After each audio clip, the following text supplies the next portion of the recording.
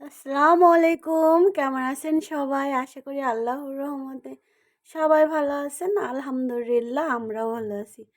আজকে একেবারে নতুন একটি রেসিপি দেখাবো। মাছ ছাড়া নতুন আলু, টমেটো আর নতুন বড়ি দিয়ে কিভাবে রান্না করতে হয় সেইটা। এবং অনেক মজার, মাছ ছাড়াই কিন্তু অসাধারণ লাগবে। অবশ্যই ট্রাই করবেন ইনশাআল্লাহ। আর ভিডিওটি ভালো লাগলে লাইক, কমেন্ট, শেয়ার আর সাবস্ক্রাইব করতে একদমই ভুলবেন না।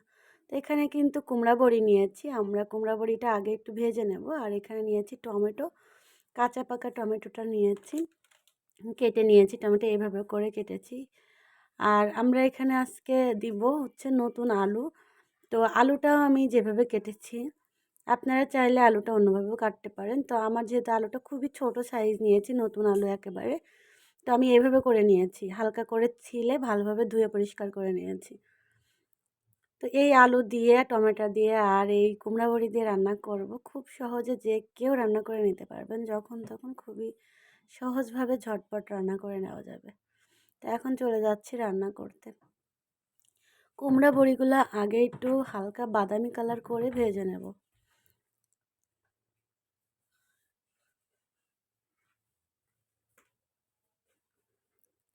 আমি এভাবে করে ভেজে নিয়েছি। আর ওই তেলের ভিতরে আমি বড়িগুলো উঠায় একই তেলের ভিতরে দিয়ে দিলাম আলুগুলো। আর আলু দেওয়ার পরে মশলা দিয়ে দিচ্ছি। তো এখানে স্বাদ মতো দিয়ে দিলাম লবণ,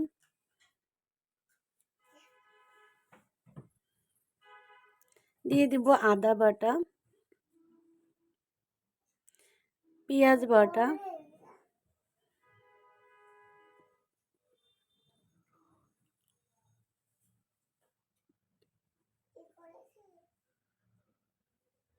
দিয়ে দিব রসুন বাটা। সব বাটা মশলাগুলো দিয়ে ভালোভাবে কষিয়ে নেব। দিয়ে দিব কাঁচা ঝাল বাটা।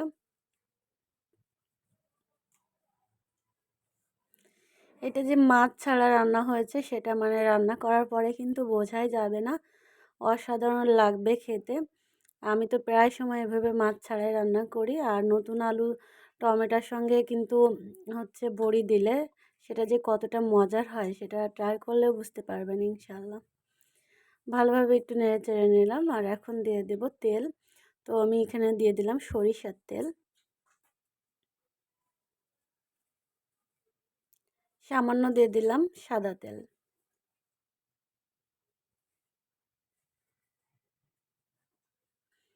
এই পানি দিয়েই আমি ভালোভাবে আলুটা কষিয়ে নেব। আগে থেকে কিন্তু একদমই টমেটোটা দেওয়া যাবে না।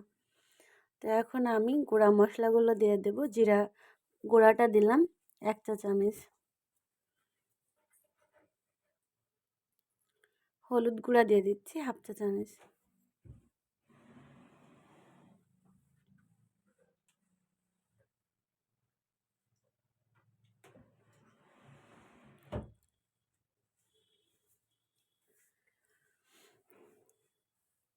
তো আমি দেখুন কিভাবে কষাচ্ছি, এরকমভাবে কষাতে হবে। পুরো পানিটা শুকিয়ে আসা পর্যন্ত কিন্তু আমি কষিয়ে নিয়েছি। আমার তেলটা ছেড়ে দিয়েছে। স্কিনে খেয়াল করলে বুঝতে পারবেন ইনশাল্লাহ। এখন এরকম সময়ে টমেটোগুলো দিয়ে দেব। আগে থেকে টমেটোটা দেওয়া যাবে না। এই টিপসটা অবশ্যই আপনারা ফলো করতে পারেন। আগে থেকে টমেটো দিলে আলুটা কিন্তু টক পেলে কম সিদ্ধ হতে চায়, আলুটা ভালোভাবে সিদ্ধ হতে চায় না।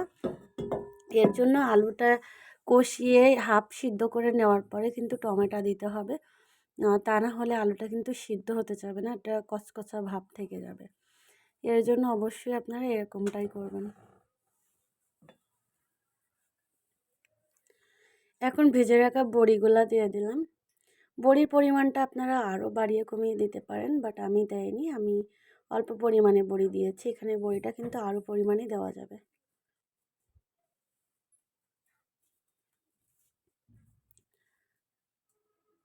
তো ভালোভাবে কিন্তু আমি কষিয়ে নিয়েছি।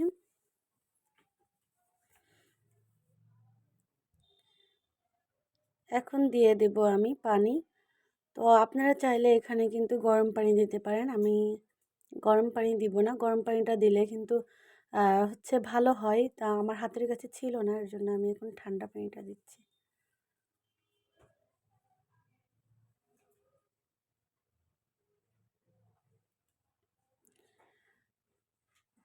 তো তো যেহেতু আমার আলুটা আগে থেকেই কিছুটা সিদ্ধ হয়ে গিয়েছিলো, তাই পানির পরিমাণটা আমি একটু বুঝে শুনে দিলাম।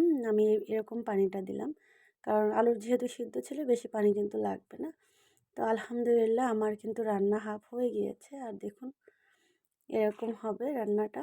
টমেটোটা কিন্তু সিদ্ধ হয়ে গিয়েছে পুরোদমে। তো আমি আরও একটু ঝোলটা শুকিয়ে নেব। আমি একটু চেখে দেখেছিলাম, আলহামদুলিল্লাহ অনেক ভালো হয়েছে রান্নাটা। তো আপনারা বাসাতেও অবশ্যই একবার হলেও ট্রাই করবেন ইনশাল্লাহ। এভাবে মাছ ছাড়া টমেটো, আলু আর কুমড়া বড়ি দিয়ে দেখবেন অসাধারণ লাগবে। একটু ভিন্ন রকমের রান্না, কিন্তু মাঝে মাঝে অনেক ভালো লাগে। তো অবশ্যই একবার হলেও ট্রাই করবেন ইনশাল্লাহ। ভিডিওটি ভালো লাগলে অবশ্যই আমাকে সাপোর্ট করবেন, আমার পাশে থাকবেন, আমাকে সাবস্ক্রাইব করে আমার চ্যানেলের পাশে থাকবেন।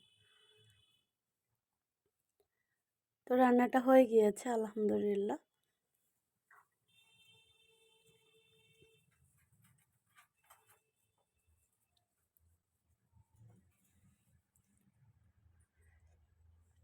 সবাই ভালো থাকবেন। আজ এ পর্যন্ত। আল্লাহ হাফেজ।